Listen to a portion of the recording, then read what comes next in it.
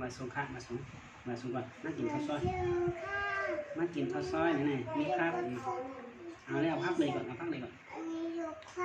อันนี้ภาพอยู่เนาะมาเนี่ยมา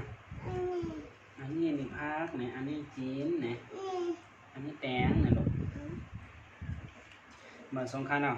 มาได้มากินปลาหมึกย่างค่ะกินปลาหมึกย่างร่วมกันเนาะโด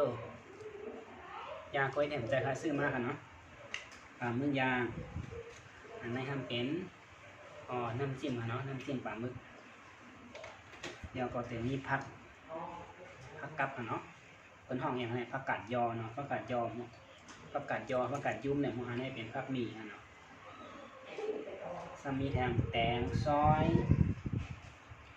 อันนี้ทำอีหยังมั่วนะมั่วจับเมลนะซื้อปลาหมึกแข่เป็นแถมมากของในของแถมมาค่ะคุณก็เพราะร้านน้ำมันเนาะกินจ้าเหมือนนะกินลูกกินด้วยน้ำเจียมมันด้านก่อนมาค่ะ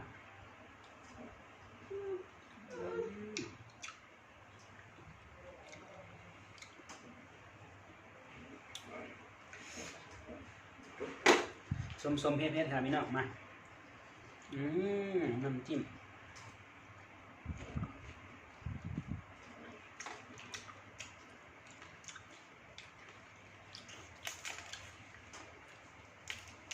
ปากลูกยางค่ะเนาะกินนะนกกินนะ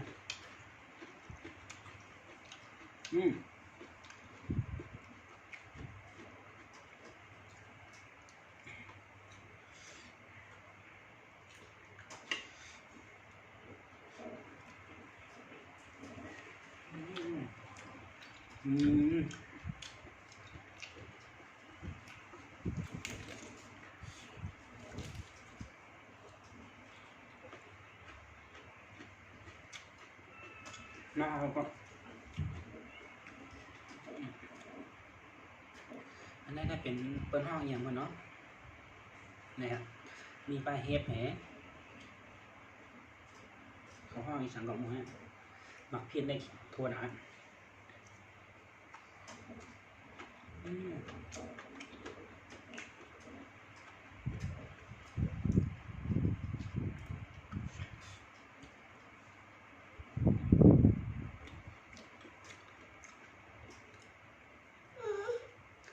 น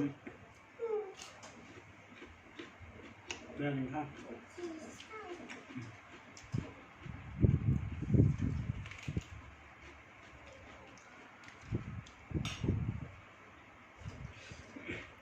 ไล่ยากกันหลายวันเขาเนาะมาต้องตัดกันเองครับกูก็มา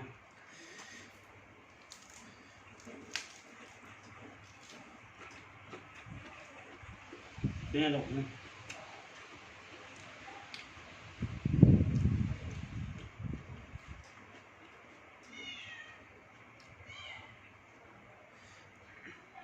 โหลดปลาหมึกค่ะจิ้มน้ำจิ้ม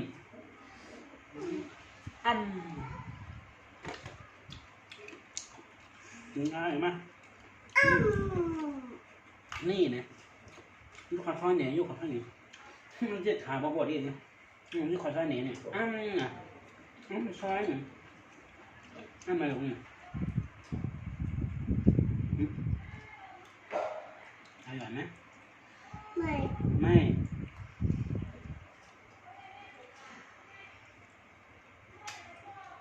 ไม่ก็หลบ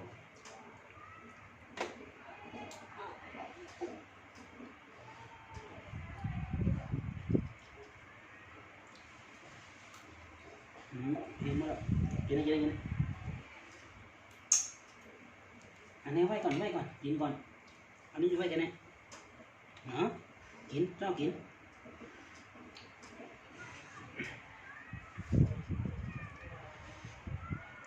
ขอบแผลขอบเหนียวครับขอบเหนียวกับพักหมี่เขียวครับต้นพักหมี่เขียวเนาะ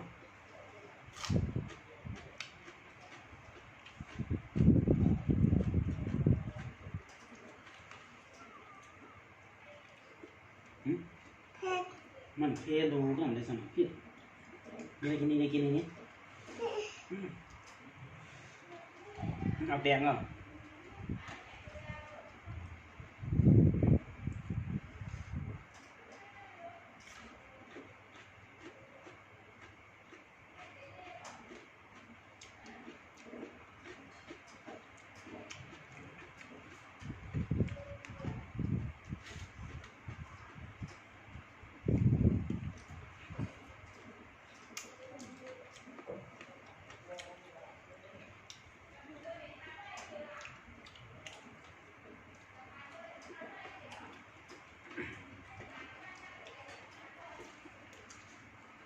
มาชมก็คานเอาเป็นตั้งผักกาดเขียวหนุ่มครับเป็นห้องผักกาดอีสังได้เต็มให้ความไทยไหมเนี่ยเนาะ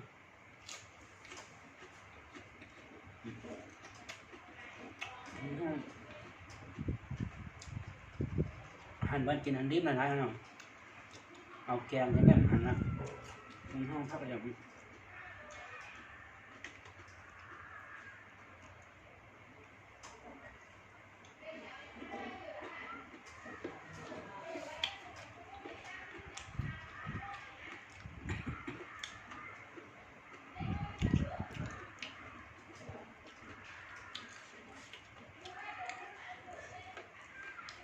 มาพวกมามันใส่หมูห้ามเอา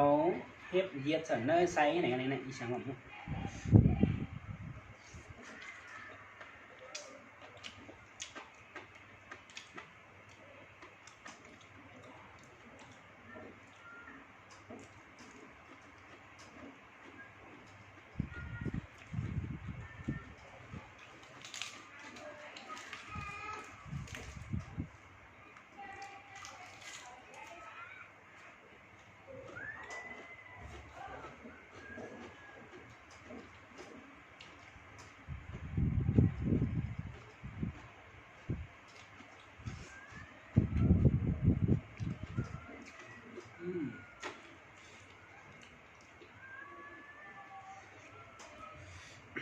แค่หน่อยครับพี่น้อง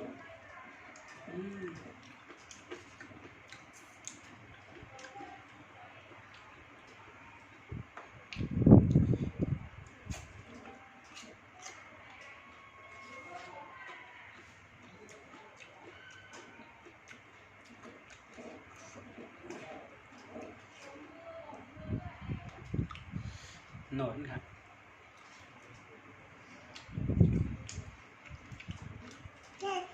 อันดับที่น้ำเรียกบอกฟังเหรอ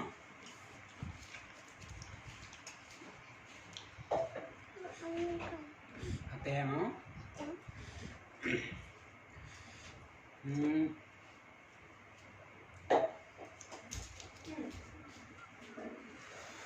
เฮ็ดต่างหากพี่น้อง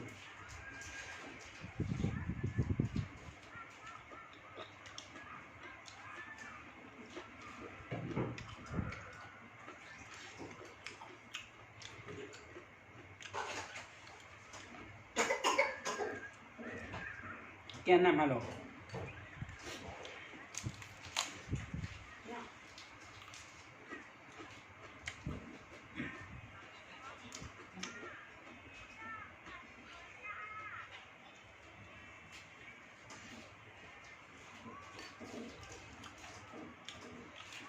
จมมาค่ะ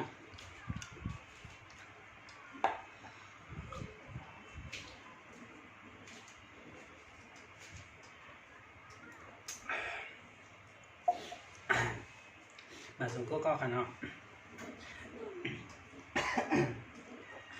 ยินจมขอบใจดีเอามาตัวมาปั่นแห้งก็ค่ะเนาะแค่เนาะอย่าลืมกดไลค์กดแชร์ปั่นแห้งสายทองค่ะเนาะมาส่งก็ค่ะบายบายหรอลูกบายบาย